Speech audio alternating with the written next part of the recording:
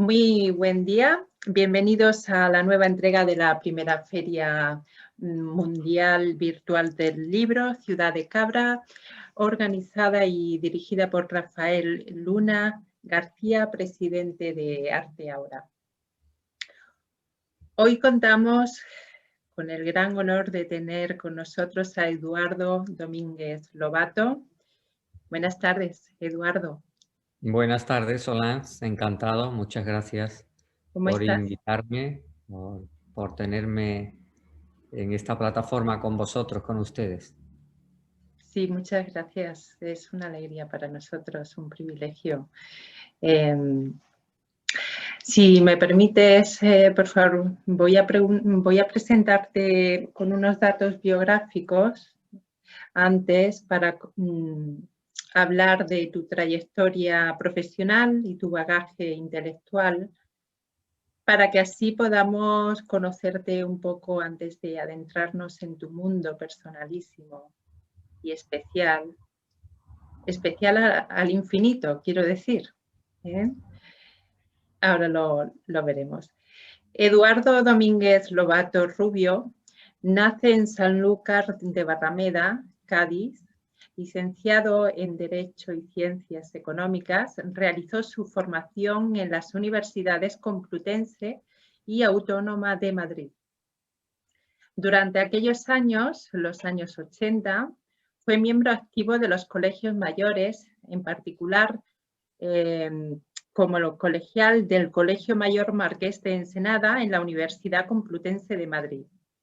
En esa época ocupó durante 3 años el cargo de secretario de las actividades culturales y deportivas de los Colegios Mayores de Madrid, actividades patrocinadas por el Corte Inglés.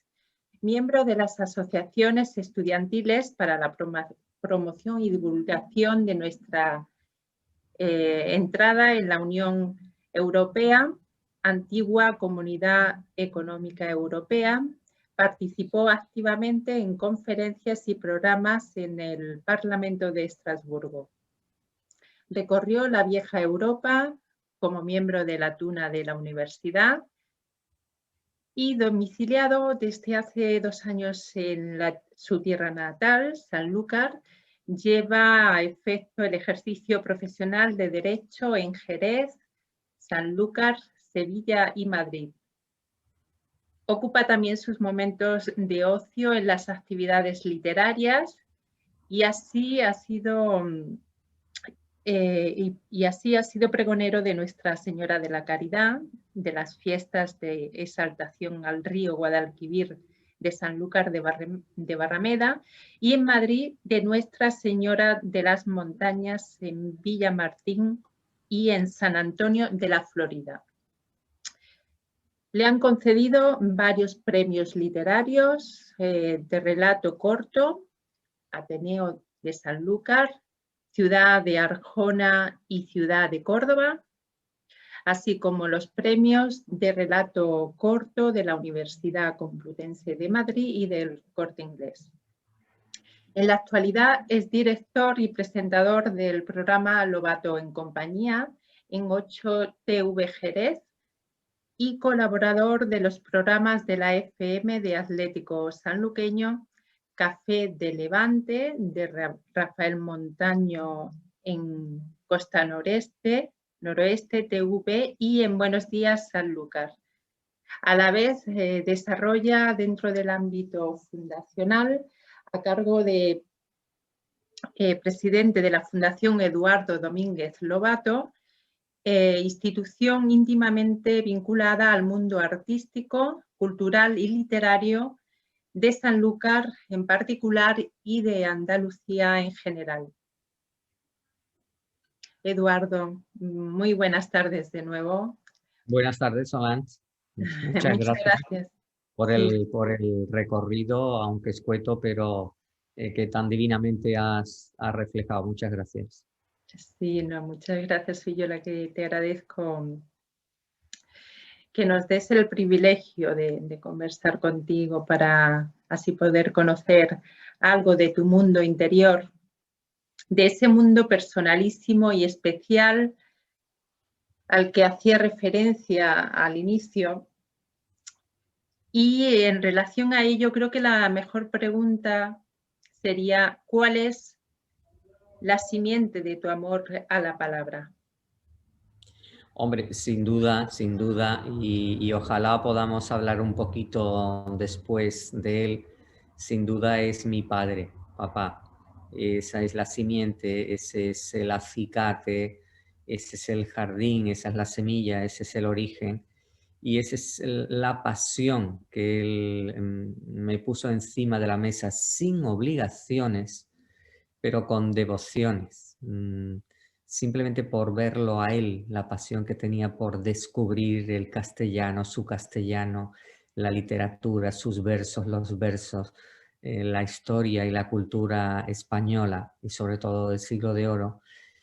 Solo con verlo a él, poco tenía que hacer más, que sí que lo hizo, pero simplemente contemplarlo ya era una fuente de generadora de impulsos para hacer ese recorrido que poco a poco dura toda una vida, como tú bien sabes, y todos los amigos y las amigas de esta Feria Mundial de la Poesía, de la Literatura, saben y conocen que esto es una labor de toda la vida y hasta que uno tenga el último hilito de respiración estará aprendiendo y estudiando literatura. Uh-huh. Y el pasado 9 de diciembre, precisamente, tu padre hubiera cumplido 95 años. En las redes sociales recordabas agradecido sus palabras. Decías, pero no sabré decir lo que quisiera decirte. ¡Ay! ¿Quién supiera escribir? Me gustaría mucho, Eduardo, que hoy le recordásemos con algún poema suyo en tu voz. Sí, claro. Y aparte de algún poema, Sí. yo quisiera hacer hincapié a que lo que has reflejado es una soleá, esos 3 versos que forman la soleá, porque él era un gran flamencólogo, por supuesto también en el tono y en la música, pero principalmente sobre las letras. Muchas veces se nos escapan o se le escapa a gran parte de la sociedad la contundencia de las letras. Las letras flamencas son fundamentales y durante un tiempo se repetía mucho. El contenido poético y literario del flamenco era muy recurrente y él creía que había que renovar esas letras flamencas. De hecho, cuando muchas veces hacía alusión a personas que cantaban el flamenco o personas jóvenes que cantaban bien, siempre desde chico yo lo he escuchado decir que las letras, como todo en la vida, había que haberlas vivido. Por eso los grandes cantaores, las grandes cantaoras han vivido esas letras. Y al vivir esas letras, ese quejío, ese llanto, ese sufrimiento, esas pasiones, esas vivencias que se han vivido, se trasladan al tablao, a la guitarra, al cante, al talento del cante hondo con otra expresividad y por supuesto con otra sabiduría. Por eso él decía que había personas jóvenes que cantaban bien, pero que no cantaban flamenco porque no habían tenido tiempo de vivir esas letras. Y que cuando una cierta edad se vivía, luego podías cantar, porque el cantar es un talento, es una condición, es una vocación, por supuesto, artística, pero también vivencial. Entonces, pero no sabré decir lo que quisiera decirte. Ay, ¿quién supiera escribir? Para eso hay que tener más de 40 años. Para eso hay que haber vivido y haber sufrido en el sentido de lo que significa el sufrimiento, que no es sino como el arado, ¿no? Cuando tú ves por esas tierras de Cabra, de Córdoba, por esa vega de Sevilla, de Carmona, cuando tú ves los tractores que van arañando la tierra, ese arañar la tierra no es sino poder precipitar esa penetración de todo el universo en la tierra, que es al fin y al cabo lo que se pretende para que luego germine. Esa penetración en la tierra, que es lo que hace un arado para que luego germine la semilla y salga esa floritura de la primavera o de cada campaña de la Vega, ya sea la andaluza o la extremeña o la de Castilla-La Mancha. Eso en la vida son las letras que hay que vivirlas, y por eso el flamenco es parte de esas letras vividas, y si no, por vivir. Como me preguntas, que yo no sé si te puedo leer mucho o te debo leer poco, o te leo ahora un verso y luego otro. ¿Cómo? Como te agrade, como lo Pues sientas. mira, primero, en homenaje a esa trayectoria, tú me has hablado de papá, y yo quiero también hacer un recuerdo a esa trascendencia por la que supuestamente estamos en este mundo. Y es porque dejemos algo vivido, escrito o germinado. Entonces yo te voy a leer el último soneto que papá le escribió a su nieto, que también se llama Eduardo, y con qué contundencia le escribió este soneto, que él era absolutamente ortodoxo en la confección literaria, en la métrica y por supuesto en la rima, y con ese poderío que yo creo que él tenía. Y bueno, lo someto a vuestra interpretación y a vuestra degustación. Mira, el soneto dedicado a su nieto lo titula él Ya estás aquí. Y dice: ya estás aquí, donde la vida espera. Ya estás aquí, cuando me voy. Tienes mi sangre, el nombre que te doy y un poquito de Dios, a mi manera. Yo quisiera dejarte por bandera esta tierra salada donde estoy, donde seré, desde el temblor que soy, algo de tu segura primavera. Brindo por ti y pongo en tu mejilla mi beso de marisma y manzanilla, de río Guadalquivir, copla y majuelo, de pinares, salinas, sol poniente, de viña, de bodega, de esta gente andaluza, la gente de tu abuelo. Ese es el Qué soneto que bonito. él le dedica. Qué bien. Es que el verso y la prosa, porque la prosa la cuida en cada frase como si fuera un verso. Claro, entonces yo creo que, bueno, que sobre todo que hace gala de muy, como decía Antonio Machado, de un andalucismo muy profundo, y se nota que él arañaba estas marismas del Guadalquivir. Y mira lo último que le escribe a su tierra, Sí. Solans, a Sanlúcar. Otro soneto que dice: huele a jazmín, a bogavante, a brea, a paciencia hortelana y campesina, a arcángeles de aceite en la cocina, a muchacha asomada en la azotea. Huele a limón, a gallo de pelea, a estero y a guitarra, a luz marina, a lance pescador, a luz salina que sube cuando sube la marea. A pergamino huele. Huele a historia, a nombres que subieron a la gloria, a guitarra y compás, a sol poniente, a incienso y devoción. Huele a rosario, a navazo y trigal, a pan diario, a rosa y mirabras. Huele a su gente. Qué Ese bello, es qué otro bello. soneto dedicado a su pueblo, a Sanlúcar de Barrameda, y yo, como es mi padre, digo: viva la madre que lo parió. Que se llama Rosario, por otro lado, que es la galeona, como sabéis, la capitana, la Virgen y la patrona de Cádiz, y de esas embarcaciones y de esas navegaciones a las Américas, Sí. era la Nuestra Señora del Rosario, con esos viajes de ida y vuelta. ¿Y están publicados, Eduardo, Bueno, se los hicieron poemas?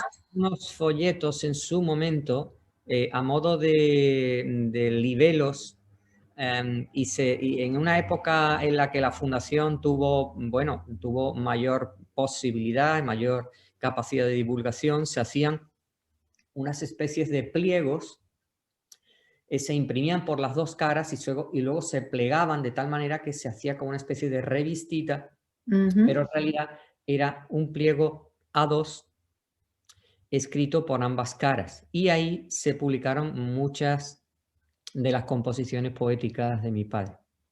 Ujú, ujú. ¿Cómo surge la Fundación Eduardo Domínguez Lobato? Bueno, pues porque yo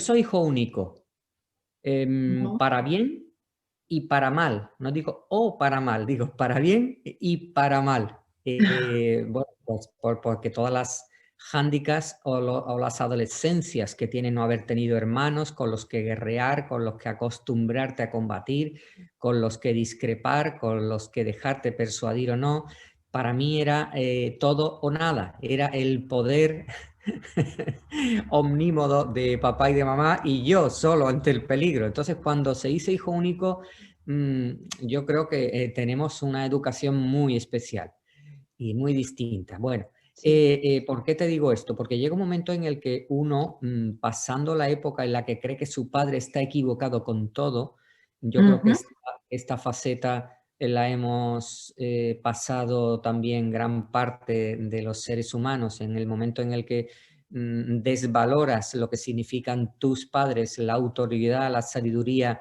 y la preponderancia de tus padres y empiezas a relativizar y luego llega un momento en el que empiezas a ponderar y entonces crees y estás seguro de que tus padres y tu padre, en mi caso mi padre, empezaba a tener razón para mí, ¿no? Lógicamente todo esto depende de los años que vayas cumpliendo. Es directamente proporcional a tu cumpleaños. Entonces empiezas a Sí. reconocer cosas en los que esto también tus padres tenían razón.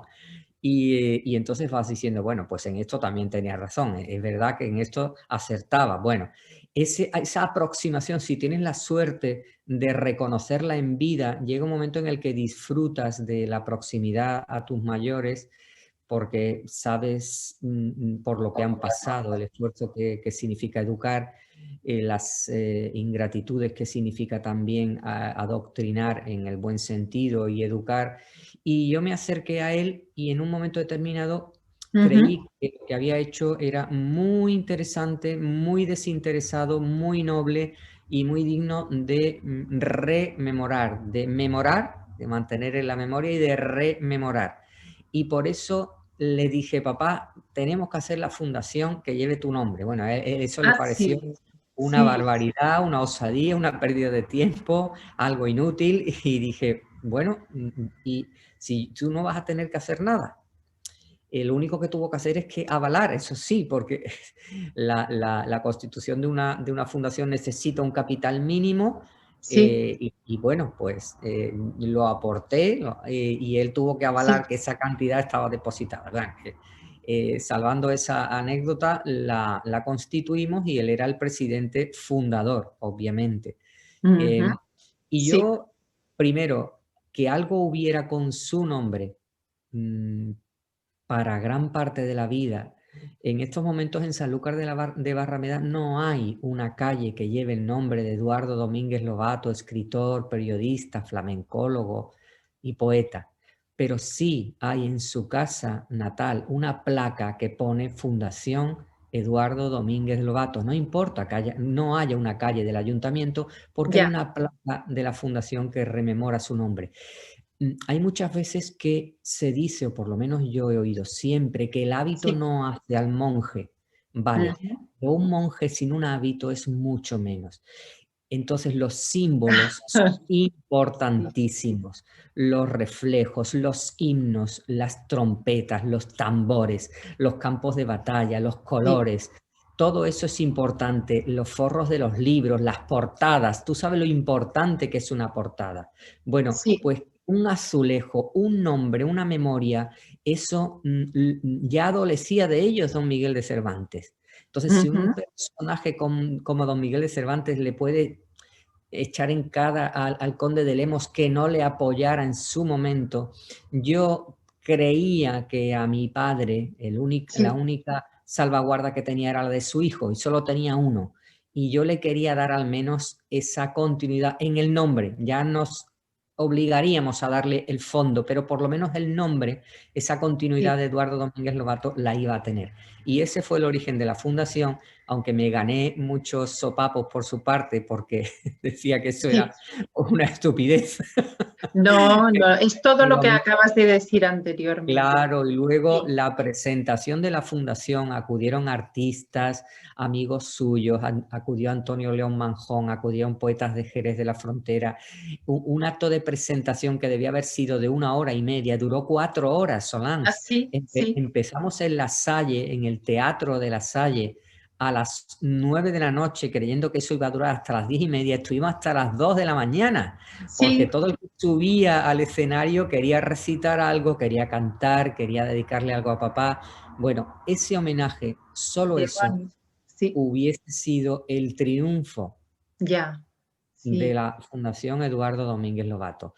Por supuesto, todos somos hijos de nuestros padres biológicos, pero yo creo que los poetas o los que nos sentimos escritores y literatos somos hijos del romanticismo, de creer que las cosas hay que hacerlas porque merece la pena hacerlas. No tienen una valoración monetaria ni mercantilista, simplemente son una huella, como cuando uno pasea por la playa bajando la marea y vas dejando tus pisadas en la arena mojada, eso es vivir. Dejar en la orilla cuando vas paseando por la playa tus huellas de los pies descalzos. Y eso es lo sí. que te da sentido a tu existencia, por lo menos yo lo veo así. Sí, es que nada, ya el nombre es símbolo de su ser, simboliza todo lo que era él. Claro. Entonces, simbólicamente es muy importante. Otra cosa, si estuviésemos en Francia, lo de la calle ya sería más fácil, pero esto en España, pues ocurre como acabas de decir, ¿no? Pero lo más importante es ese homenaje, el calor humano que él recibió Sin duda. con la celebración ese día. ¿Fue en el 2005? Fue en el 2005 y la fundación se constituyó en febrero, el 12 de febrero, y él murió el 22 de marzo. Sí, Murió escasamente un mes y una semana después de constituida la fundación y de celebrada el acto inaugural, ¿no? Con lo cual, eso es un presagio. Yo, por supuesto, creo en la divinidad y en una trascendencia y en un paso a un sitio mejor que este, con lo cual, sin perjuicio de que por egoísmo yo lo eche de menos muchísimo, yo creo que está ahora en un sitio mucho mejor que este. Y, por supuesto, más literario, más romántico, más poético, más flamenco y, y más talentoso que este. Así que, bueno, pues el tránsito por aquí lo salvó con buena nota y está ahora disfrutando de otros placeres y estoy seguro que literarios, por supuesto. qué bien, qué bonito lo que... Y leíste, ¿no? Para un texto para despedirle, ¿no? Que querías Bueno, escribir. yo le escribí luego, cuando ya él era, escribiendo era muy satírico, escribía mucho entre líneas. Sí, Yo, bueno, en el acto sí, se leyeron cosas, pero luego sí, yo le escribí algo después de sí, fallecido, cuando superé sí, el duelo. Digamos que cuando eres capaz de trascender esa tristeza por el egoísmo de uno, de lo que pierde uno, sí, no de que otro se vaya, sino de que se ha ido para ti. sí, Generalmente cuando lloramos es por egoísmo. sí, Lloramos porque nos sí, ha sí, perdido sí, algo que considerábamos nuestro, sí, ese mío, ese nuestro, ese deseo de aprender, de asir, que es sí, precisamente lo que tienen los bebés y los niños chicos, quieren tenerlo todo cogido, quieren tener a la mamá cogida, de las manos sí, cogidas, sí, tienen todo todo el mío, tiempo. mío. Pues cuando se nos muere alguien, seguimos teniendo esa infantilidad de querer, de llorar por lo que se nos va, por lo que se nos pierde, sin pensar que lo que se nos va a algo mejor, o creer, Ujú. si no es algo mejor es ridículo muchas veces que estemos aquí simplemente para los 60, 70 o 90 años que pasamos, ¿no? Tiene que haber una trascendencia que sea superior a lo que dejamos aquí. Con lo cual, ese egoísmo nos hace llorar. Cuando pasas ese duelo, aunque te dure toda la vida, pero la fase crítica del duelo en el que no lo entiendes, no lo quieres entender, no lo soportas, no lo resistes a esa parte de duelo, cuando ya se te pasa ese y empiezas en otra onda a rememorar las cosas hermosas, a recordar lo bello, a que te sirva para seguir viviendo los hermosos momentos que has vivido con esa persona, en ese Sí, momento empieza a venirte la creatividad de que esa parte que ya no está de tu familiar se incorpora a tu manera de ser en cuanto a tus vivencias, en cuanto a tu manera de entender la vida, a tu forma de escribir, a tu forma de hablar, a tu forma de pensar. Van apareciendo en tu oído cosas que te han dicho desde que eras chico, desde que eras chica, que sí, tenías como olvidada. Y entonces esa memoria, esa cantinela, que es como cuando te dicen, no, es que me está hablando la conciencia. ¿Qué es eso de que te está hablando la conciencia? Yo sí, creo que esa conciencia en realidad son esas voces que han estado ahí durante toda nuestra vida diciéndonos, y de pronto escuchamos con más claridad y puedes sí. tenerlas en cuenta, las puedes aceptar, las puedes desechar, pero están Ujú. ahí. Y esas voces de mi papá, pues en un momento dado me hicieron escribir un textito de lo que yo creía que había sido Eh, ese desempeño por su vida. Sí, a mí me encantaría que nos regalases. ¿Lo tienes Bueno, ahí? Sí. sí, sí. Es, es en el tono en el que él veía la vida. Y yo lo puedo escribir por una razón, porque como él no tenía más que, no me tenía más que a mí como hijo, pues yo soy su heredero universal. No solamente su heredero universal en los bienes materiales, que eso sería lo de menos, sino en Ujú. sus bienes inmateriales. Sus bienes inmateriales es su forma de pensar, su forma de ser y su forma de existir. Yo soy el único heredero universal de la forma de ser, de sentir, de crear y de pensar de mi papá. Y por eso puedo escribir lo que me apetezca y lo que me dé la gana respecto a él, porque él estará seguro, contento de lo que yo escriba, cómo lo escriba y cómo se lo diga. Y con esa seguridad y con esa convicción, yo, cuando ya pasé el duelo de esto hace muchos años, fíjate, desde el 2005, pero cuando uno escribe a su papá, yo creo que esto es sempiterno y esto es válido, aunque pasen 2000 años, que yo no voy hasta aquí, pero mira lo que escribí, Solans. Yo le decía a él, Sí. uno, nace escritor como puede nacer zurdo, o indio, motilón, o cantante de ópera, da igual. Y Eduardo Domínguez Lobato, por ejemplo, nació predestinado. Nunca se supo en qué momento empezó a escribir, pero se conoce con exactitud en qué instancia dejó de hacerlo, en la muerte. Y aún en eso quedaron dudas serias. El caso es que fue un escritor nato, devocional, irrenunciable, y llevó su vocación a tal virtuosismo que, sin una cuartilla encima, sin una cuartilla, no era absolutamente nadie. No era hombre para nada, como él mismo dijo muchas veces, y tan convencido estaba que su vida no fue más que una escritura imperturbable, tan bien encajada y asimilada que en sus horas cenitales, su cuartilla fue musa, razón y fundamento de recordadas maravillas artesanales, cuya Ujú. exquisitez rozaba lo seráfico. Además, supo ser escritor a secas, sin ínfulas, ni claudicaciones y sobre todo, sin adjetivos. Ni patoso, ni garrulero, ni omiso, ni efervescente, nada. Sencillamente escritor. Por más señas, articulista de fama, letrista flamenco sublime y novelista exacto, según reconocieron para pasmo general los de su propio oficio. En sus escritos, aún hoy, en plena circulación y vigencia, Puede advertirse la precisión sin tacha de un pulso milimétrico en las palabras, la exacta transparencia de unos ojos clarividentes hacia sus gentes y su tierra, y la firmeza lúcida de un cerebro privilegiado. Sin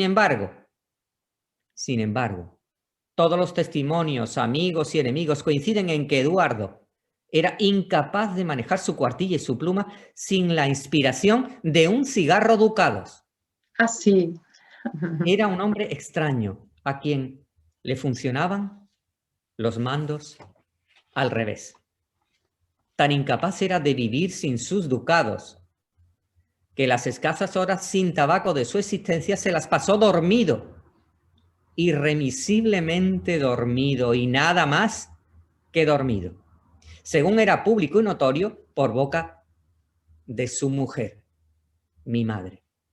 En cambio, sus ímpetus creadores y todos los demás ímpetus eclosionaban fulgurantes cuando ya tenía su paquete de ducados al alcance de su dedo índice, de donde todo el mundo llegó a la conclusión de que su normal, genuina y definitiva atmósfera era una nube hermosa de tabaco.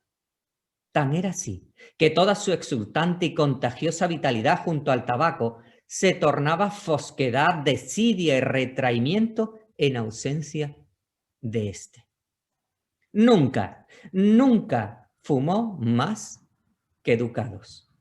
Y jamás fue fumador atolondrado y codicioso. Fumaba lenta, pausadamente, con solemnidad patriarcal y parsimonia de oficiante, paladeador, casi masticador del tabaco, hasta alcanzar el estado de gracia que lo alzaba de este mundo.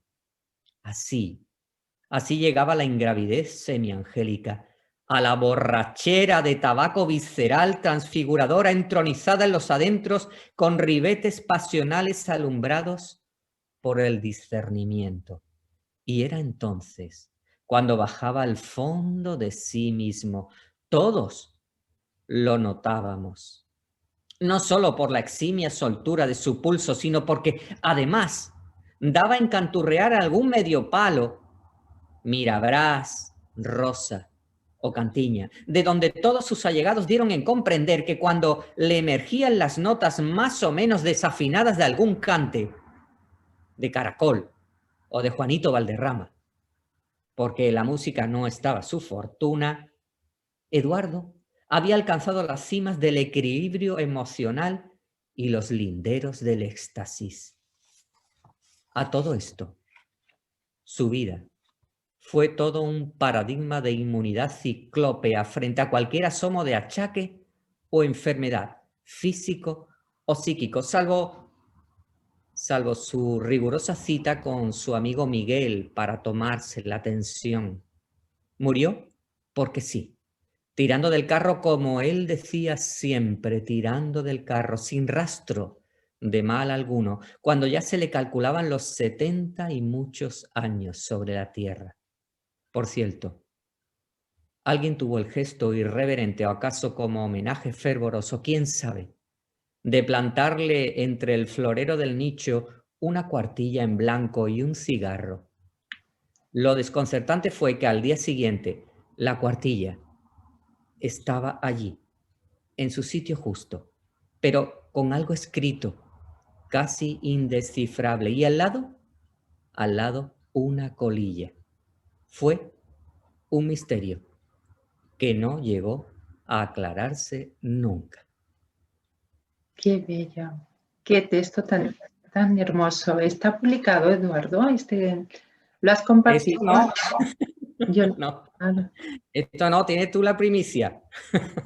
Qué exclusiva para la feria. Bueno, que de verdad que me ha Por eso te emocionado digo que esto, muchísimo. como es mi papá, en un tono, bueno, pues con cierta agresividad literaria, pero como va hacia mi papá y yo creo que se lo merecía, pues va con ese guiño de humor satírico, ¿no?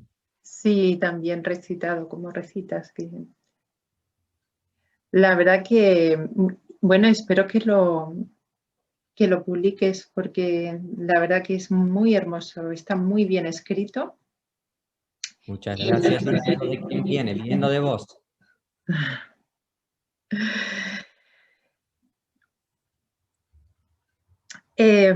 ¿Recuerdas aquella canción de Los Pecos? Háblame de ti. ¿La recuerdas? Sí. Sí, ¿no? Yo no soy muy de Los Pecos, pero No, sí no, es que esa canción era muy, pues, era, me acuerdo más de Háblame del mar, marinero. bien, vale, pues háblanos de tu biblioteca, Eduardo. Bueno, mi biblioteca, yo he tenido la suerte de, como te decía, no solamente haber heredado la tradición literaria de mi papá, sino de haber heredado la biblioteca de mi tío abuelo y de mi tío Sí, bisabuelo. Mi sí. tío bisabuelo fue vicario de Sanlúcar de Barrameda, nombrado obispo de Tenerife y luego obispo de Badajoz. Era un gran americanista de 1860. Se llamaba Francisco Rubio Contreras. Uh-huh. Este hombre tenía una biblioteca exquisita, por supuesto muchos libros sagrados, con todas las indulgencias habidas y por haber, todos esos contenidos de la literatura sagrada y religiosa. Ya sabes que al principio te decía la cantidad de indulgencias plenarias que tenías una vez leído el libro. Mi padre en eso no estaba muy de acuerdo, pero no me voy a ahorrar los comentarios de papá, que eran un poco más heterodoxos que los de mi mamá. Que, bueno, esta librería de Francisco Rubio Sí. Contreras se aumentó con la de su sobrino, que también era sacerdote, Laureano Rubio Alpresa, Uh-huh. era el hermano de mi abuelo, y luego está la de mi abuelo, y luego llega mi padre. Hay una circunstancia que en las herencias se produjo en un momento determinado, y es que los bienes raíces iban generalmente para los varones de la familia y los bienes muebles iban para las niñas.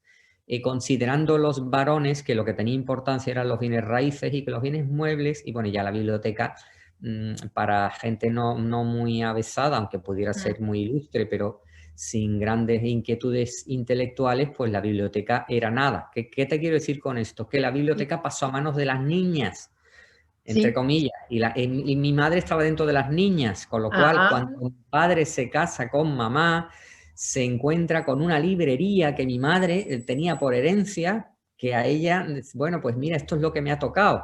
¿Qué es lo que le había tocado? Pues en parte del reparto hereditario de los bienes muebles, lo que no habían querido los niños, esa era la verdad. Con lo cual mi madre se ve que tiene una biblioteca que no sabe qué hacer con ella y mi padre entra como rescatador y dice, pero te vamos, lo, Pepa, es que tienes aquí, esto es una maravilla, es que pues, y mi madre, bueno, porque no la han querido mis hermanos y al final me he quedado yo con la biblioteca. Con eso te digo que las casualidades de la vida, la biblioteca terminó en las mejores manos, que eran sí, las de mi padre. Con lo cual, yo he tenido la suerte de haber nacido de mi papá y de mi mamá y de que esa biblioteca haya sido mantenida en el tiempo porque tocó en unas manos, porque por eso todo es buena suerte o mala suerte, todo es relativo y todo depende del tiempo que te toque vivir. Lo que a mi madre en un momento determinado le sí, pareció que esa herencia de la biblioteca era mala suerte, porque sus hermanos es lo que le habían dejado en cuanto a los sí, bienes muebles, pues sí, resulta que mi padre le dio ese valor y me enseñó a que tener una biblioteca maravillosa es quizás el mayor placer, el mayor honor y el mayor sentimiento y por supuesto el mayor patrimonio que uno puede tener. Y ahora, si me permites como letrado, te voy a contar una anécdota, como no es revelar ningún secreto profesional. Una persona que me encargó hacer la herencia de esto hace 25 años en Madrid, y para que sí, veas cómo, cómo afirma lo que yo os he hablado antes, estamos haciendo la partición de su herencia, esto va para acá, esto va para allá, los bienes raíces, está aquí, tenía terrenos en el Pardo, en la Castellana, en fin, el hombre estaba muy proveído de bienes inmuebles. Bueno, pero tal, bueno, pues esto cuánto vale, pues para que todos los niños tengan la misma proporción en cuanto a valoración hereditaria de las porciones a heredar posteriormente. Y llegó un momento en el que me dijo, cuando ya llegas a conocer a un cliente, Sí. pasa a ser, si consigues esa afinidad, a tener una relación más emocional que la clientelar puramente dicha. Entonces este Sí. hombre me dijo en un momento determinado, bueno, y yo ya le dije, bueno, ya hemos terminado, ya está todo repartido. Dice, no, ahora queda donde no me puedo equivocar. Digo, Ah, ¿cómo? No, ahora tengo que decidir lo más valioso que tengo en mi casa, en lo que no me puedo equivocar a quién se lo dejo. No puedo errar en que lo que yo he luchado 70 años por tener en mi vida, cuidar, mimar, escribir, anotar, rescatar, restaurar, no me puedo equivocar a quién se lo dejo. ¿Y quién le va a dar un trato parecido al que yo le he dado? Y digo, ujú. ¿pero de qué me está hablando? Dice, pues mi querido amigo, de mi biblioteca. Claro, No me claro. puedo equivocar a quién le dejo en herencia mi biblioteca. ¿Quién va a quererla igual que yo? Fíjate el matiz Sí, sí, sí. cálido, emocional, de esto es de verdad lo que a mí me importa. Sí, se pelearán por un piso en la Castellana, por un piso en la Gran Vía, está muy bien, pero el piso se comprará, se venderá 1000 millones de veces, se gastarán el dinero, pero el libro que yo le he hecho las anotaciones, el libro que ha sido mi vida, que ha estado en mi mesilla de noche, ese, porque tú has estado en el Rastro o en la Cuesta de Moyano. ¿Cuántos libros no compramos que tienen anotaciones de Ah, personas que sí, los han vivido y sí. han terminado en manos que lo han puesto a la venda? Entonces, esa para mí es la mayor prostitución, que unas anotaciones de un libro que ha caído en tus manos y que ponía con todo mi amor fulanito de tal, que tú lo tengas 70 años después y digas tú, pero vamos a ver qué le pasó a fulanita o fulanito para que este libro que le entregaron con todo su amor caiga ahora en mis manos y lo he comprado por 10 euros. Sí, sí, sí, son muy Bueno, emotivos esos. pues Cuando uno encuentra esas dedicatorias con tanto cariño y exacto. que se perdieron ahí, pero han llegado finalmente a buen puerto, ¿no? Cuando Bueno, claro, yo estamos, no conozco a fulanita o a fulanito, pero intento darle la misma acogida, la misma calidez y el mismo abrazo de bienvenida que le dio de despedida su primigenio dueño.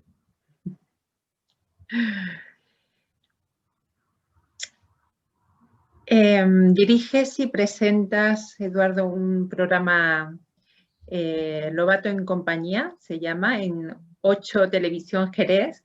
Sé que te apasiona la televisión y por muchas razones, además. A mí me gustaría mucho que, por favor, nos cuentes esa pasión maravillosa por lo que haces, ¿no? Y que además lo haces de una manera mágica por tu mirada, por tu singular mirada sobre el mundo. Y hablando de mirada, lo siento por la descortesía, voy a abrir la cortina para Sí, que entre. sí, No. bueno, yo te sigo explicando mientras vuelves.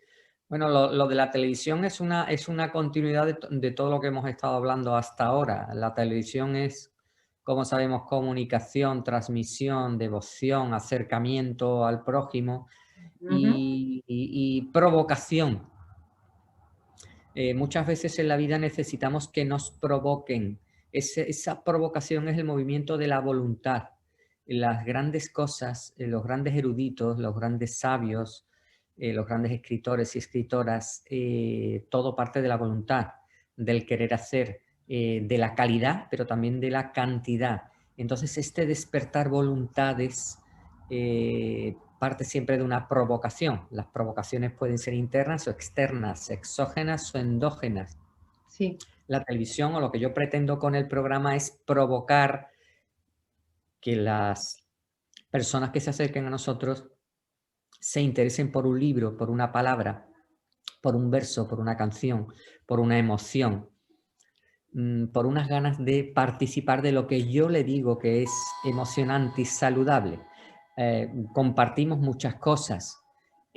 Pero otras, hay personas que no la han vivido porque no han tenido la oportunidad o porque no se les ha hecho ver el placer que produce leer a Don Quijote a partir de los 40 años, por ejemplo, o leer las rimas de Bécquer a partir de los 40 años, por ejemplo, o leer una letra en inglés de Status Quo a partir de los 40 años. Los 40 años es una barrera, bueno, porque Jesucristo murió a los 33, digamos que porque quedaba más bonito, podía haber muerto a los 40 y los 40 quizás es la mitad de la vida realmente, con lo cual yo creo que empezamos a nacer a partir de una edad y ese nacimiento nos da la oportunidad de con toda nuestra experiencia ver las cosas con otro frescor, es como una primavera eterna.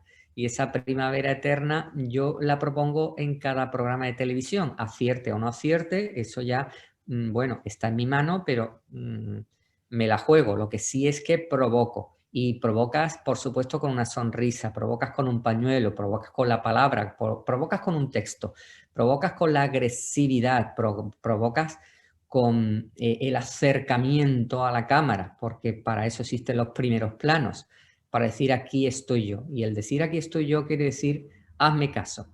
Si no te gusta lo que digo, bórrame, pero hazme caso, porque si te gusta, probablemente vas a repetir. Y esa magia blanca, esa droga buena, es la que para mí es la palabra, es el estudio, es nuestro idioma, es nuestro verso, es nuestra modulación de voz, es hacer música cuando hablamos. Y si hacemos música cuando hablamos, probablemente querramos escuchar más, no solamente hablar más, sino escuchar más al otro, porque eso es lo que nos va a hacer una sociedad más universal, por supuesto. Uh-huh. En el programa tienes pues un poquito de todo, ¿verdad? Porque el otro día, por ejemplo, dedicaste un espacio hace unas semanas al diccionario ideológico de la lengua española y a la vez a Juan Ramón Jiménez, a Shakespeare, a Gabriel Celaya y siempre a Don Quijote. Sí. Siempre un poquito de cada autor, ¿verdad? Sí, sí. Y bueno, tengo fe en que nos leas para la feria unos fragmentos del Quijote, pero antes sí que me gustaría que nos hablaras de ese espacio que tienes dedicado y en concreto que es nuevo, ¿verdad? Este espacio dedicado a la gastronomía del Quijote. Bueno, la gastronomía del Quijote primero, porque evidentemente la gastronomía es un punto que nos acerca a gran parte de la población. Entonces, sí. El comer y el yantar y el buen beber es una manera de relacionarnos todos. También está en la obra de nuestro Don Miguel, con lo cual ese buen comer y el buen yantar nos acerca a todos. La gastronomía nos hace observar, nos hace sentirnos más próximos. De hecho, las reuniones, toda comida de trabajo, toda cena de Navidad, toda celebración se hace en torno a la mesa. Bueno, pues esta gastronomía es la que yo quiero utilizar también, primero para mostrar sitios hermosos que hay que visitar y cuya gastronomía hay que disfrutar, y segundo para acercarnos a nuestro Don Quijote de la Mancha, sus aventuras y sus desventuras, y que a través de la gastronomía, a través de hacer los guisos, las cocinas y las degustaciones de las ventas y de los caminos y de las travesuras de gastronomía que se utilizaban, incluso sí. La de los requesones, pues acercarme más a la obra, acercarme más al cogollo del asunto. Es decir, que la gastronomía es un divertimento, es una necesidad, pero nosotros comemos por necesidad. Nuestra vida no es comer, nuestra vida es sentir, saber, vivir y sobrevivir. Lo que pasa es que tenemos que comer. Yo utilizo la gastronomía en el Quijote, sí. En el programa igual. La necesito como punto de atracción, de divertimento y de satisfacción, pero es un agarre, es una provocación para que nos acerquemos al mundo de Don Miguel. Sí. Ujú. Para mí la obra Don Quijote es la obra más importante, más bella y más importante. Y para ti, ¿qué representa? ¿Es un ideal de justicia, de belleza, de libertad? Bueno, para mí primero una sabiduría de toda una vida. Te lo decía al principio, lo que decía papá de las letras del flamenco, que las letras del flamenco había que haberlas vivido para saberlas cantar. Y cuando Sí. tú has vivido una letra, la sabes cantar y sabes darle la profundidad. Ahí viene el cante hondo. Esa hondura se la tiene que dar tu vida. Y la No, copla, por ejemplo, la copla también por es muy supuesto. Y la copla, por importante. supuesto. Otro Entonces, ejemplo. Don Quijote lo que hace es vivir lo que Cervantes ha vivido. Cervantes es una persona que por sus haceres y deshaceres, por sus ires y venires, ha conocido Italia, ha conocido España, ha conocido las desventuras, ha conocido las miserias, ha conocido la cárcel, ha conocido Sevilla, ha conocido, por supuesto, Nápoles, ha conocido Lepanto, ha conocido Argel y ha conocido muchísimas gentes. Como él decía que su satisfacción y su vicio era leer incluso los papeles que se encontraba tirados por las calles. Bueno, pues ese vicio hace que don Miguel conozca todo el paisanaje, todas las psicologías del mundo que le tocó vivir, pero no solamente del que tocó vivir, del que le tocó saber y estudiar, porque él, como sabes, bebió de las fuentes italianas, del Decamerón, de los clásicos italianos. Entonces, todo ese acopio de vivencias y de información propias y extrañas es lo que don Miguel al final lleva en su Don Quijote, con lo cual su Don Quijote es toda la vida de todo el mundo, si te la quieres aplicar en algún momento determinado. Y por eso es atemporal, porque si tú hables el Quijote por cualquier página, no necesitas abrir desde el capítulo 1. Te incorporas a la vida de Don Quijote en cualquier capítulo, en cualquier párrafo, en cualquier folio, en cualquier parte, primera o segunda que la abras. Por eso, para mí, incluso es como un juego, como un naipe, como un tarot, abrir Don Quijote para ver qué me dice un 18 de enero a las 6 de la tarde. Ahora lo vamos a ver.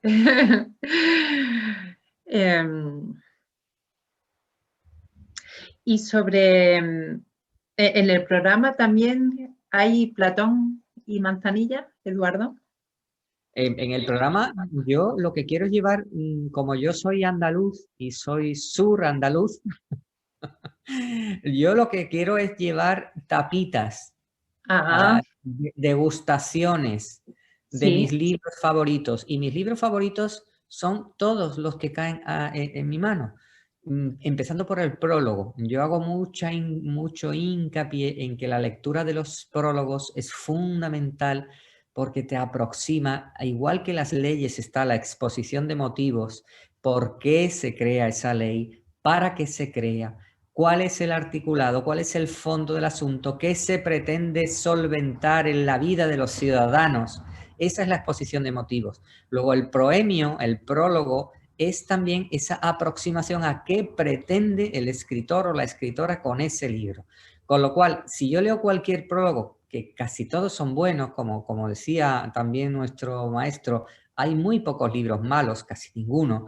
Todos tienen una sabiduría, incluso lo que no se debe hacer, en el peor de los casos. Ese prólogo es un anticipo a una sabiduría por desmenuzar. Luego ya está en tu mano si quieres seguir adelante o no, pero el prólogo es esa sabiduría. Entonces, en el programa lo que digo es, me interesa este libro, se lo traigo a ustedes, mírenlo, la portada es así, esta es la edición, habla de tal cosa, les voy a leer un parrafito por si les gusta y lo demás está en sus manos.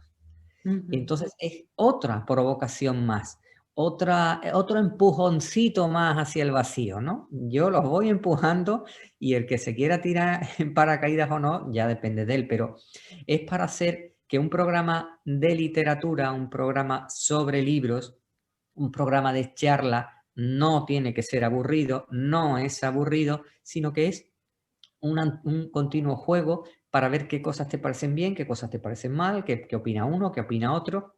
Y por lo menos si tienes el libro en tus manos, pues solo acariciarlo, solo tocarlo, solo abrir sus hojas, solo escribir sobre él, ya es un placer. Si encima te gusta lo que dice y el fondo y el contenido, ya eso es miel sobre hojuelas, que por cierto es otro de los platos de la gastronomía cervantina, miel sobre hojuelas. Sí, lo comentabas el otro día. Y lo del banquete y la manzanilla era una fotografía, porque cuidas mucho la estética, no solo del programa, sino de las fotografías, de los Sí, pero vídeos.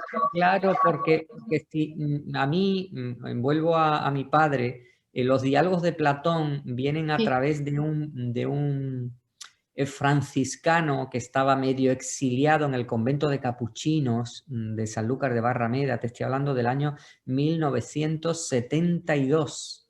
sí, Este Fray Gonzalo de Córdoba estaba medio exiliado porque era un gran intelectual de unas ideas un poco fuera de la ortodoxia franciscana.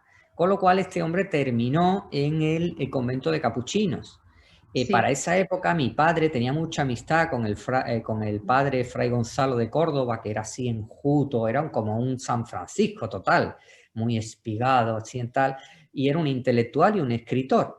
Mi padre decía, este hombre está castigado aquí porque no tiene nada que ver con el resto de los franciscanos que hay en el convento. O sea, este hombre tiene una talla intelectual que no es para estar en un pueblo, porque ya él ni decía, ni cantaba misa, ni nada, ya él estaba nada más que a sus cosas porque es bastante mayor. Bueno, tal era la amistad, y hablando de la herencia, que este hombre ya próximo a su fallecimiento tenía una colección de libros de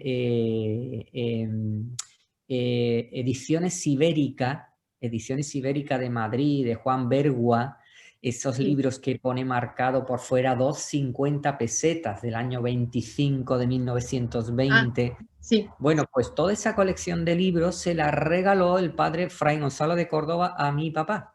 Ah, y ese Platón Entre que yo ellos, vi el otro día era del banquete, era de... exactamente, eso es. Entonces, entre esos libros estaban todos o casi todos los diálogos de Platón. Y yo lo que él me puso a leerlo a los 10 años, en fin, yo lo que podía, pero me gustaba eso de a través de hacer preguntas llegar al fondo del asunto, que eso está muy relacionado con el mundo jurídico. No pretendas imponer tu verdad, sino pregúntale al otro o a la otra, y a través de preguntas-respuestas verás cómo se va hilando el fondo del asunto y llegamos a la verdad. No porque tú ya la hayas impuesto, sino porque el devenir de la propia argumentación, de la propia charla, te lleva a un fondo. Bueno, eso es lo que es la dialéctica platónica, en los discursos en los que participa Sócrates. A los 10 años lo ves un poco raro, pero cuando vas cumpliendo años te gusta. Y Sí, entonces, ¿qué sí, ocurre? sí. Que dices, ¿de qué manera ahora yo, que sé que esto es bello, y hay otras personas que saben que es bellísimo, pero cómo hago yo que esto que para mí es bello no sea árido?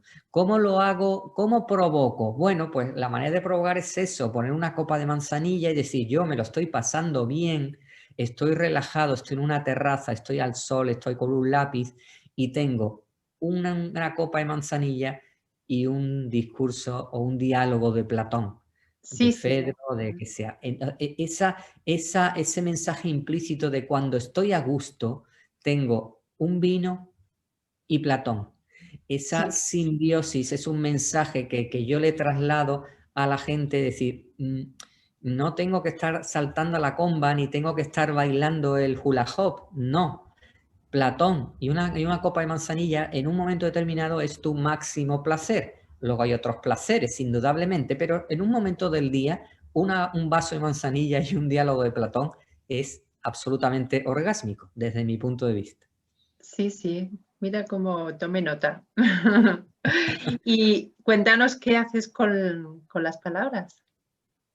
Pues con las palabras lo que hago es jugar con ellas. La juego, las cambio de sitio, busco qué significan, qué sonoridad tienen, porque hay algunas palabras que tienen una musicalidad determinada, porque hay personas que no entienden lo que le estás diciendo, pero dicen que hablas bien, porque hay personas que se deleitan escuchando aunque no entiendan el fondo del asunto, y todo eso es por el poderío de las palabras, porque una palabra en un determinado momento te puede enamorar, porque una palabra te puede herir, porque una palabra te anima y porque otra te desanima, porque una te hace dar un paso y otra te hace a sentarte?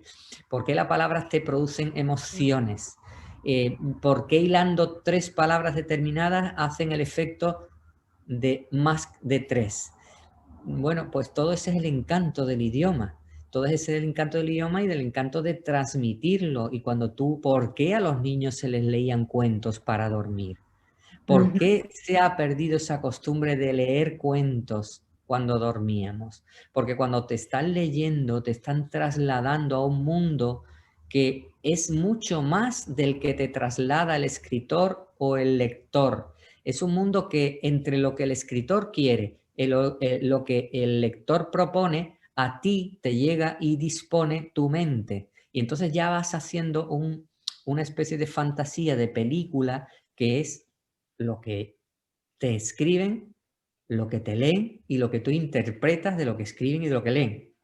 Esa magia, ese es el poderío de una vacuna, y para mí la mayor vacuna que hay es tener el diccionario muy cerquita.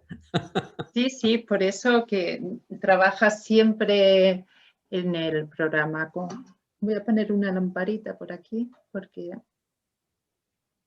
ya no tengo la luz del día, que en realidad es la que me gusta porque no me sienta bien, lo siento, la luz de esta, ¿no? La luz artificial. Sí, me sienta muy mal, la verdad, pero bueno.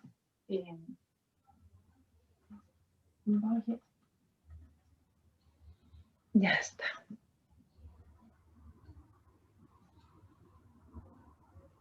Ya está.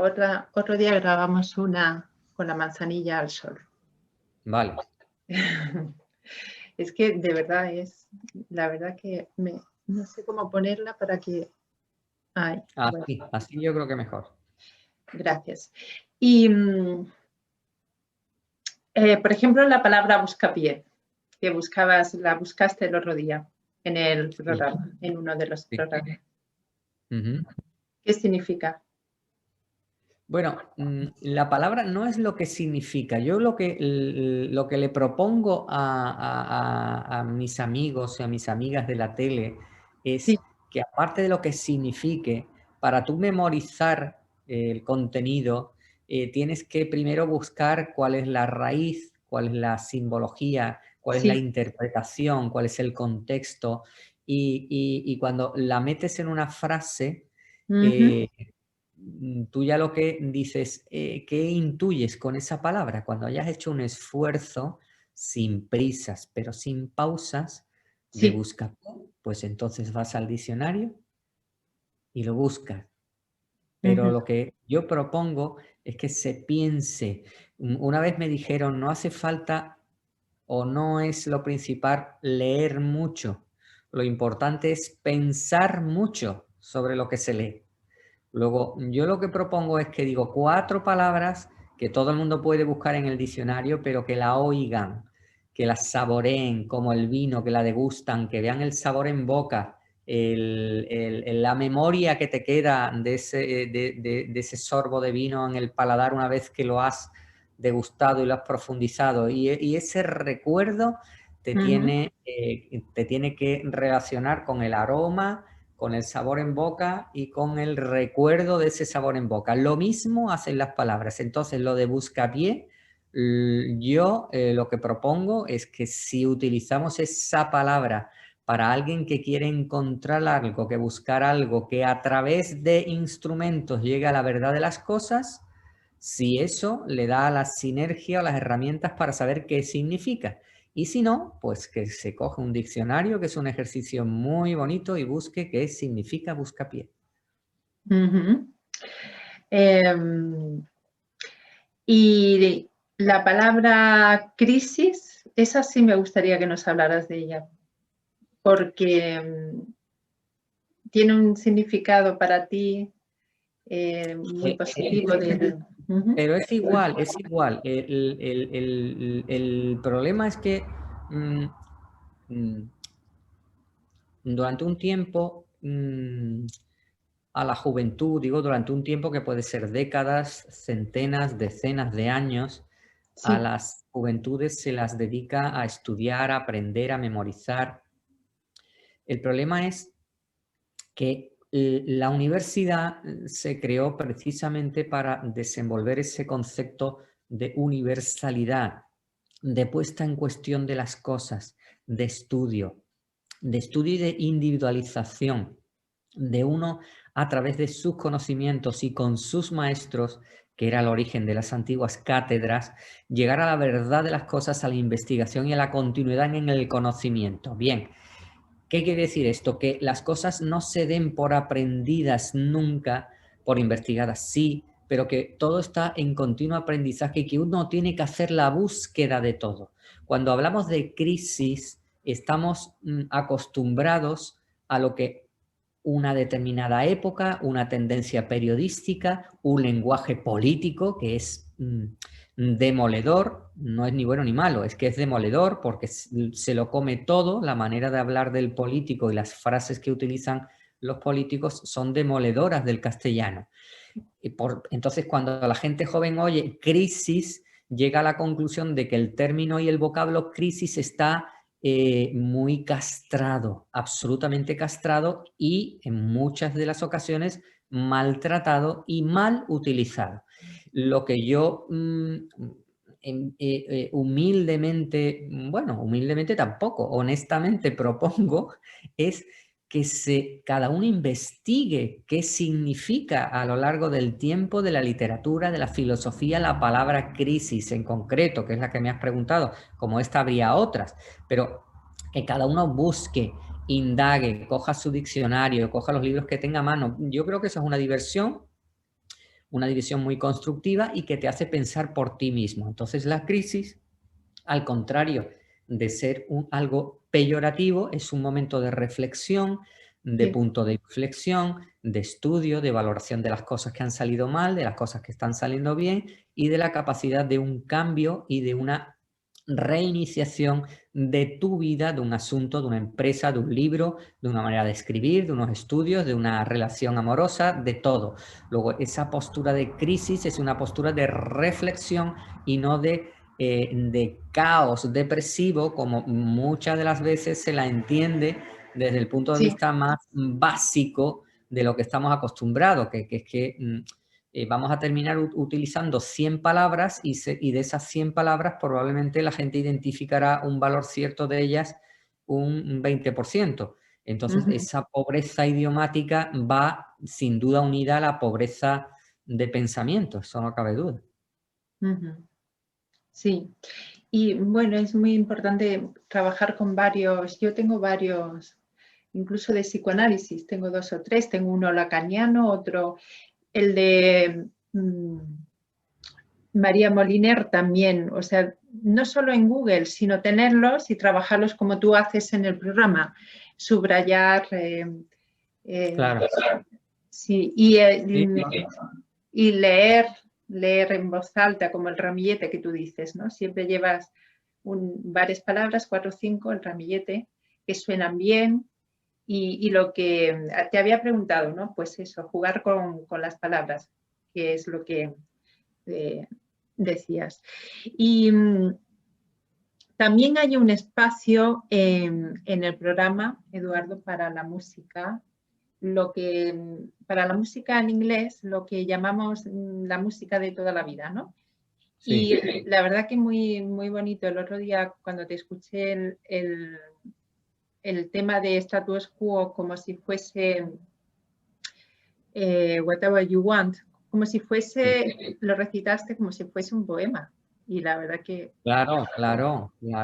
Te quedó maravilloso, muy bien. Es que es un poema, eso es un poema. Entonces, hay muchas veces, o por lo menos lo que está escrito en inglés, que es que la música nos ha llegado de toda la vida, pero puede que perdamos el contenido poético, el mensaje literario, el mensaje potente de lo que quiere decir, de lo que dice. Y esa parte del programa yo pretendía eso. ¿Qué ocurre? Que luego, bueno, pues hay muchas canciones que están muy protegidas por derechos de autor. Yo luego muchos vídeos los subo a YouTube y lo que pasa que todas estas canciones hiper famosas tienen un potencial para mí de ponértelas de fondo y teatralizar el verso que llevan como letra, que es un poderío brutal. Pero claro, en cuanto subes eso a YouTube, y a YouTube las canciones que son muy poderosas están muy fiscalizadas en cuanto a derechos de autor, con lo cual hay muchos vídeos que se te bloquean si no has pagado los derechos de autor. Entonces, bueno, a modo de usuario en la confección de tus pequeños vídeos y subirlos al canal de YouTube, hay veces que tengo que prescindir de determinadas canciones porque, bueno, no tiene sentido que para yo hacer unos vídeos que lo hago de manera altruista y sin remuneración alguna, encima tenga que pagar derechos de autor, ¿no?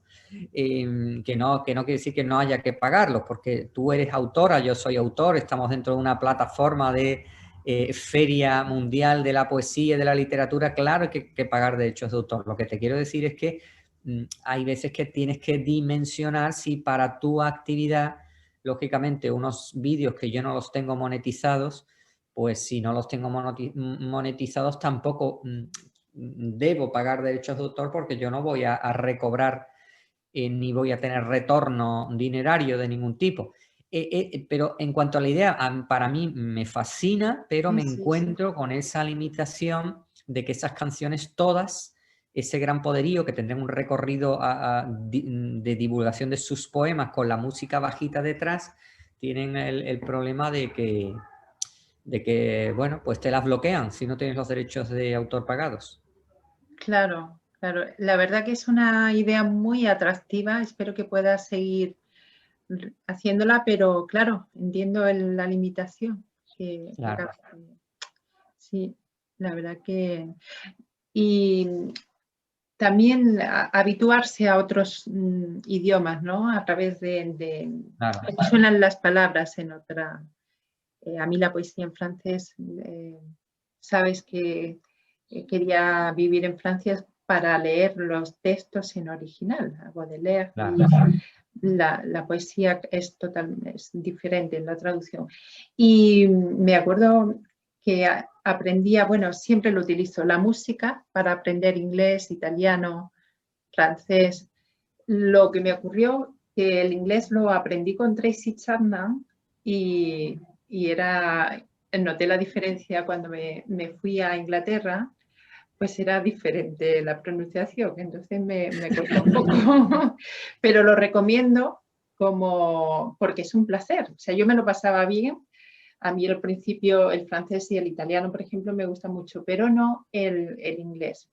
Entonces era un placer escuchar la música y aprender. O sea, se convertía un estudio, pues se convertía en un momento de placer. ¿Estás probando la luz? Sí, la luz. Sí, se ha ido porque ¿Se en el oscuro? Ahora bien. Sí. Ahora bien, muy bien, impecable, muy bien.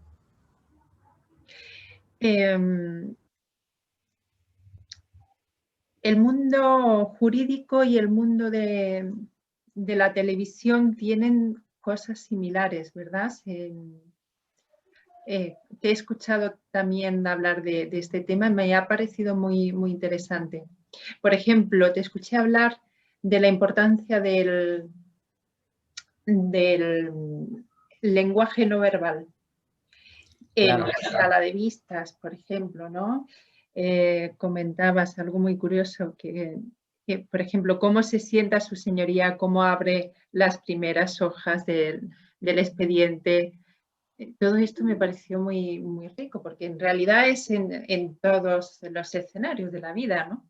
Claro. Pero claro, no lo había pensado en una sala de vistas y me gusta. Bueno, todos vamos dejando pistas en nuestro quehacer diario. Vamos dejando pistas de si estamos contentos, de si no, de si vamos a ser agresivos, vamos en son de paz, nos hemos lavado, no nos hemos lavado, tenemos ganas de charlar, no tenemos, vamos a comer, tenemos hambre, tenemos frío, tenemos sed, vamos a salir corriendo, nos vamos a quedar quietos. Vamos dando expresiones, manifestaciones no verbales continuas desde que ponemos el pie fuera de la cama cada mañana.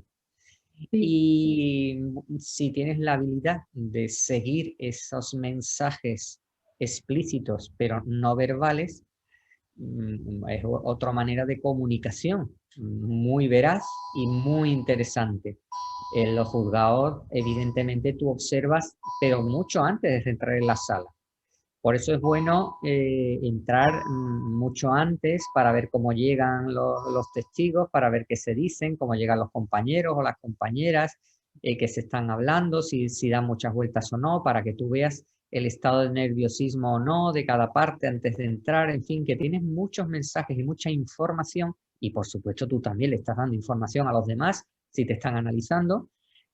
Claro, Por eso hay gente que sabe ser más hermética y sabe no trasladar sus emociones. Eso es una ventaja añadida para el que continuamente está manifestando sus estados emocionales. Eso es evidente, porque bueno, es como desvelar cuáles son tus puntos vulnerables. Si tú sabes que alguien, en cuanto chirría una puerta, se pone de los nervios y ya no es capaz de dar pie con bola, pues evidentemente te vas a pasar el rato moviendo la puerta para que chirríe, por ejemplo, ¿no?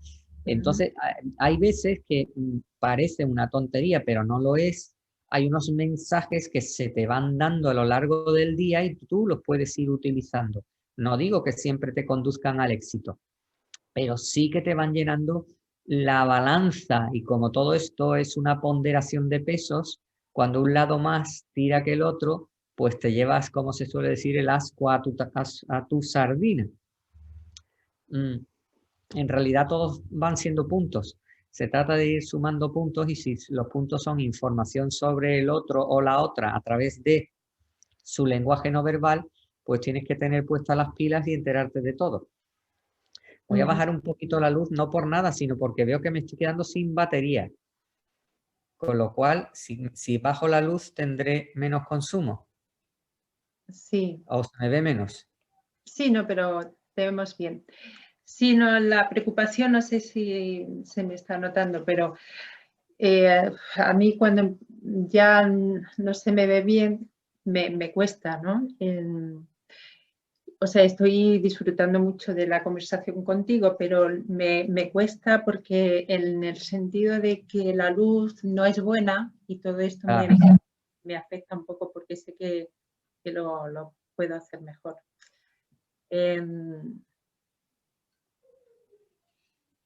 Y me gustaría mucho que nos hablaras de la injusticia que padeció don Miguel de Cervantes en el año 1605, en el procedimiento penal, el proceso de Valladolid.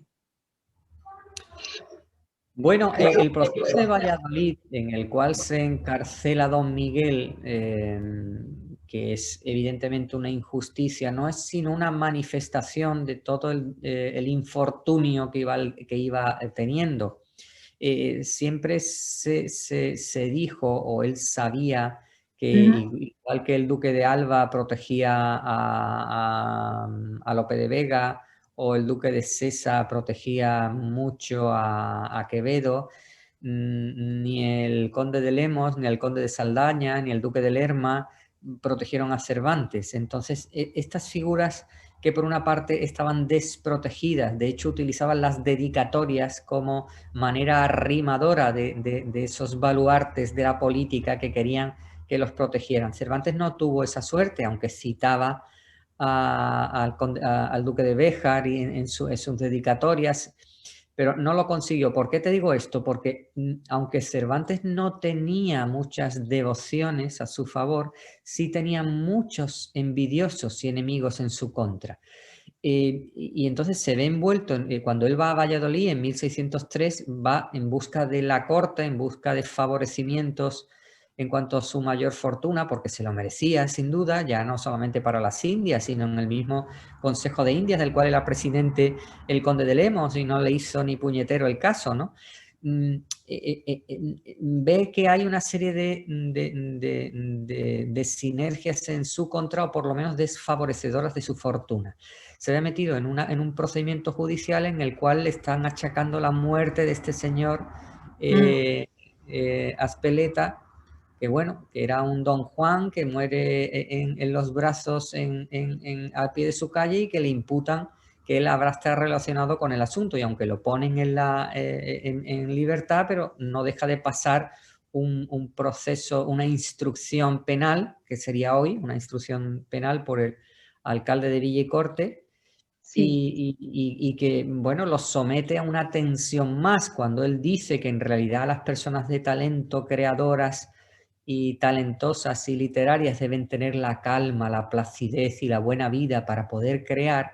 Él se ve continuamente aseteado por los infortunios políticos, económicos, familiares, y tiene una tesitura absolutamente desfavorable y lo más contraproducente para el buen escribir. Y aún así, fíjate lo que escribió. O sea que... sí, sí, sí, sí. Entiendo muy bien lo que dices. Además, sabemos que todo proceso judicial suele ser doloroso, ¿no? O Pero sea, encima es que luego no se quiso hablar de él porque los biógrafos sí. creían que, no hablando del proceso penal, contribuían al mejor nombre de Don Miguel, ¿no? Y durante un tiempo pasó desapercibido, no estudiado y no conocido las injusticias que sufrió, precisamente porque parte de sus biógrafos creían que era lo mejor no arañar en esto, porque no le causaba buen nombre, buena imagen o buena memoria de Don Miguel de Cervantes, cuando es al contrario. Una vez que tú estudias todo el procedimiento es cuando te das cuenta del verdadero atropello que sufrió.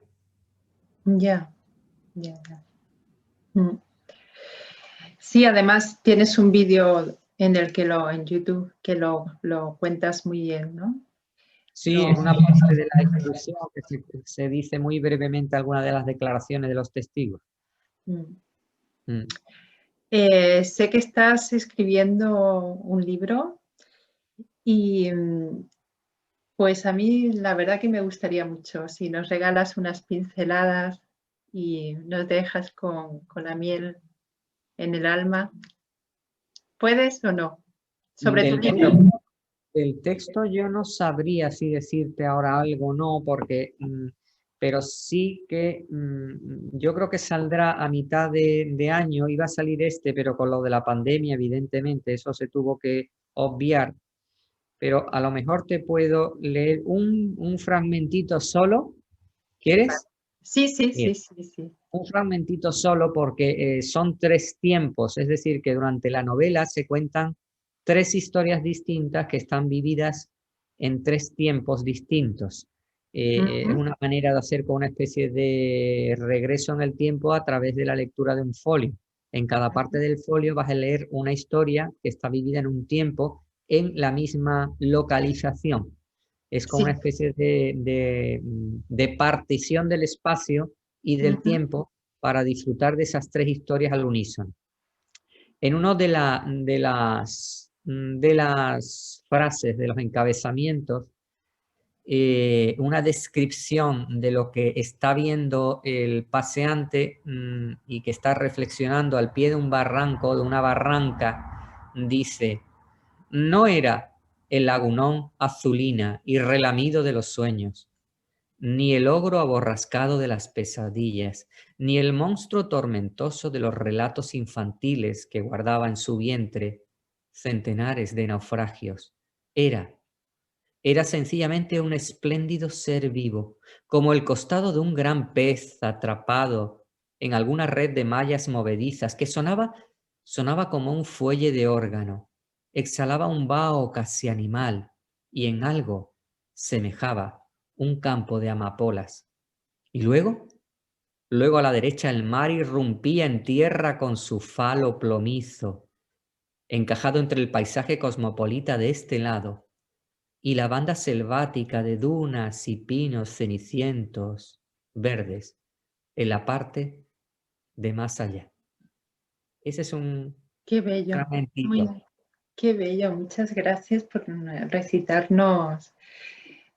Sí, sabía que era novela, pero no sabía el estilo y cuidas mucho como tu padre lo hacía, ¿no? Las palabras. Bueno, Claro, me lo imaginaba, ¿no?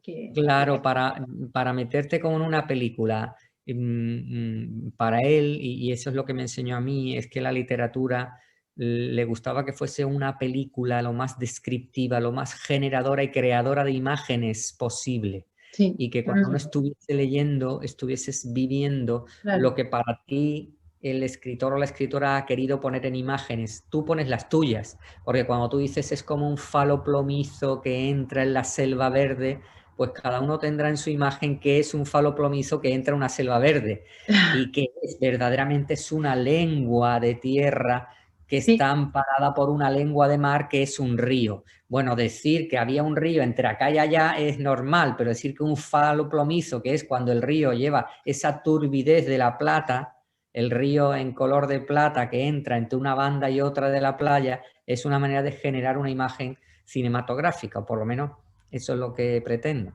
sí, sí, sí, es muy, muy poético. Bueno, todo lo que escribes es muy poético, ¿no? Pero, y toda la novela es así de poética. Sí, sí, ¿no? Mantiene. La padecida sí, la verdad que sí. Qué bien, qué La bien, verdad que sí. qué Sí. bien.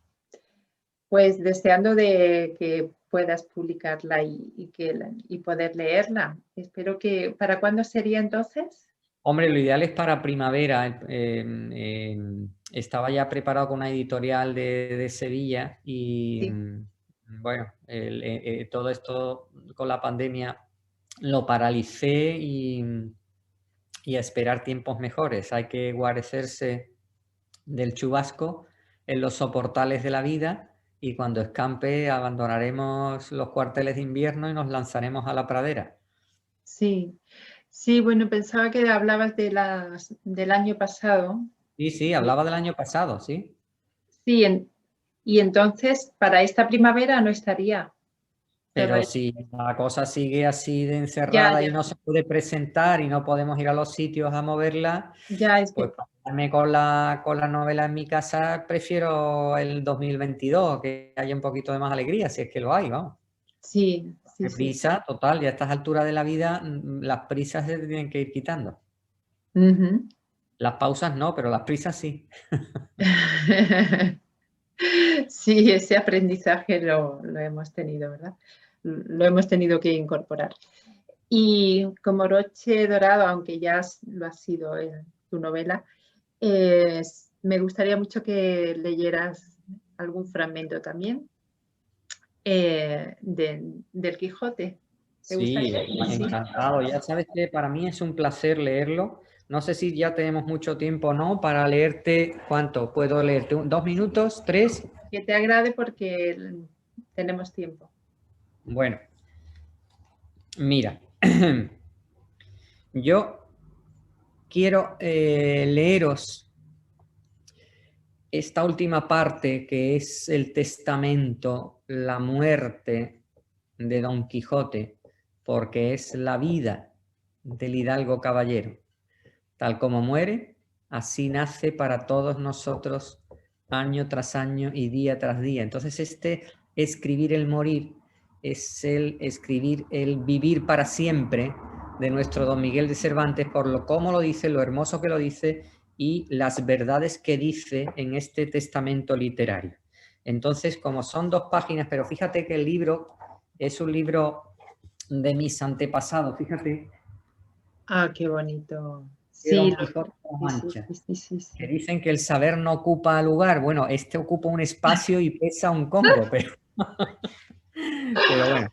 Bueno, os voy a leer un poquito y si son 2 páginas o una, ¿tengo tiempo para leer 2 páginas? Sí, sí, sí, de verdad, Mira, tranquilo. dice, entró el escribano con los demás y después de haber hecho la cabeza del testamento y ordenado su alma a Don Quijote, con todas aquellas circunstancias cristianas que se requieren, llegando a las mandas, dijo, es mi voluntad que de ciertos dineros que Sancho Panza, a quien con mi locura hice mi escudero, tiene que porque ha habido entre él y mí ciertas cuentas y dares y tomares, quiero que no se le haga cargo de ellos, ni se le pida cuenta alguna, sino que si sobraren algunos después de haberse pagado de lo que debo, el restante sea suyo, que será bien poco y buen provecho le haga. Y si como estando yo loco, fui parte de darle el gobierno de la ínsula, pudiera ahora, estando cuerdo, darle el de un reino que le diera, porque la sencillez de su condición y fidelidad de su trato lo merece. Y volviéndose a Sancho, le dijo: perdóname, perdóname, amigo, perdóname la ocasión que te he dado de parecer loco como yo, haciéndome caer en el error en que yo he caído, de que hubo y hay caballeros andantes en el mundo. ¡Ay!, respondió Sancho, no se me muera vuestra merced, señor mío, sino tome mi consejo y viva muchos años, porque la mayor locura que puede hacer un hombre en esta vida es dejarse morir sin más ni más, que nadie le mate ni otras manos le acaben que las de la melancolía. Mire, no sea perezoso, sino levántese de esa cama y vámonos al campo, vestido de pastores, como tenemos concertado. Quizá, tras de alguna mata, hallaremos a la señora doña Dulcinea desencantada, que no haya más que ver. Si es que se muere de pesar de verse vencido, écheme a mí la culpa, diciendo que por haber yo cinchado mal a Rocinante, le derribaron, cuanto más que vuesa merced ha visto en sus libros de caballería ser cosa ordinaria, derribarse unos caballeros a otros, y el que es vencido hoy, ser vencedor mañana. Bueno, con Qué, este qué- poquito qué bien lo y recitas. con este mensaje del que es derribado hoy, pueda ser vencedor mañana. Ese es el mejor canto a la osadía y a las ganas de vivir y a las ganas de tirar para adelante. Que cualquier pérdida, cualquier caída en el suelo, no hay más que sacudirse el polvo, decirse a uno mismo, a una misma, que caía más tonta y seguir para adelante. Sí, lo que pasa es que el duelo no lo quita nadie. El problema Por es supuesto, por caerle, supuesto. y Sancho lo dice, ¿no? La melancolía y el que es ese dejarse morir sin más, ¿no? Esa frase es muy buena. Bueno, todo el fragmento, pero especialmente recordaba esa frase porque una cosa es el duelo por una caída, y otra cosa es la melancolía. Eduardo, ha sido un gran honor y una Muchísimas gracias. alegría.